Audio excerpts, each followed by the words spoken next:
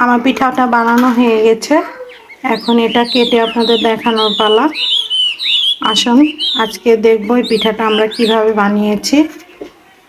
চলুন তাহলে শুরু করি। মোগলদের বিবিখানা পিঠা। তার জন্য লাগবে একটি ডিম,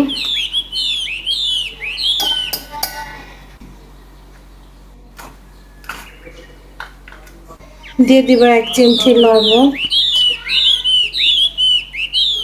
1 কাপ চিনি, 1 কাপ তেল,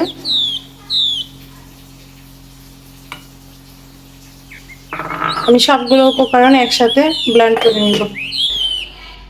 ব্লেন্ড করা হয়ে গেছে, এখন আমি একটা বাটিতে ঢেলে নিব।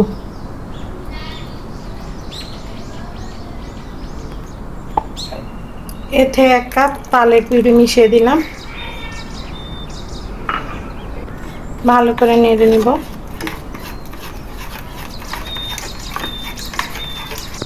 1 কাপ নারকেল কুচি দিয়ে দিলাম,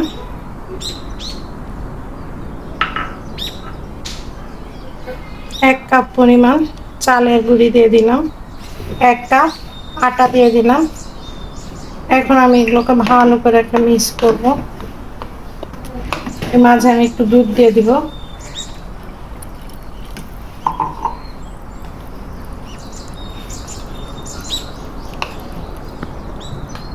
আমার ব্যাটারটা হয়ে গেছে, আমি এখন এটা 20 মিনিটের জন্য রেস্টে দিব। 20 মিনিট রেস্টে রাখার পরে আমার ব্যাটারটা এই পর্যায়ে হয়েছে। এখন আমি অল্প একটু খাবার সোডা মিক্স করব। এমন একটা বাটি নিয়েছি, আমি বাটির চতুর্থ সাইডে হলো ঘি মাখিয়ে নিয়েছি। আপনারা চাইলে খাবার তেলও লাগিয়ে দিতে পারবেন। আমি এখন এটার মধ্যে ঢেলে নিব।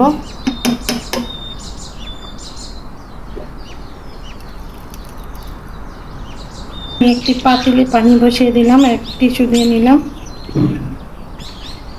বসিয়ে দিলাম। এটা ঢাকনা দিয়ে ঢেকে দিলাম এবং ফুটাটা একটা লং বা কাগজ দিয়ে বন্ধ করে। পর্যায়ে আমি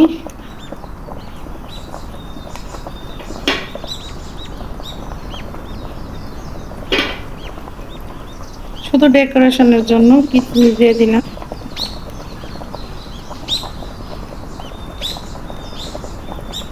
এবং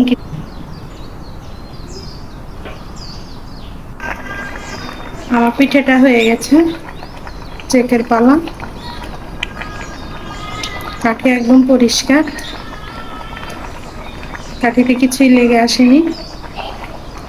আমি এখন কিছুক্ষণ ঠান্ডা হতে রেখে দিব।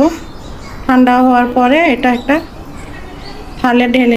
আমার এই পিঠা রেসিপিটা যদি আপনাদের ভালো লাগে তাহলে অবশ্যই একটা লাইক দিবেন, কমেন্ট করবেন এবং আমার চ্যানেলটাকে সাবস্ক্রাইব করবেন। ধন্যবাদ।